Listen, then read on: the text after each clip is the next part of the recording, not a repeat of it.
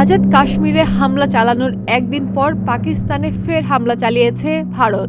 এবার ভারতীয় বাহিনী পাকিস্তানের পাঞ্জাব প্রদেশের গুজরানওয়ালাতে হামলা চালিয়েছে। পাক সংবাদ মাধ্যম জিও নিউজ বৃহস্পতিবার সকালে এ তথ্য জানিয়েছে।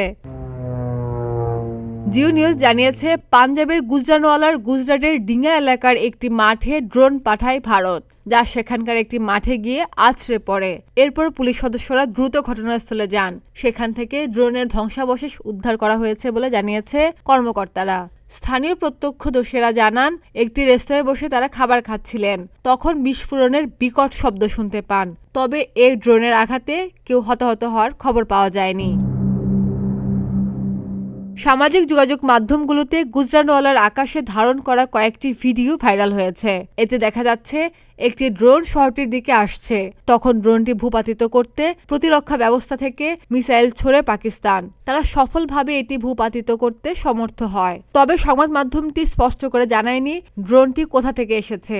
এছাড়া পাক সরকারও আনুষ্ঠানিকভাবে এই ব্যাপারে কোনো তথ্য জানায়নি। অপরদিকে জিও নিউজ ছাড়া মূলধারার সংবাদ মাধ্যমগুলোতেও এ নিয়ে কোনো খবর প্রকাশ করতে দেখা যায়নি। তবে অল্প সময়ের মধ্যে এ নিয়ে সরকারি তথ্য জানা যেতে পারে বলে উল্লেখ করেছে সংবাদ মাধ্যমটি।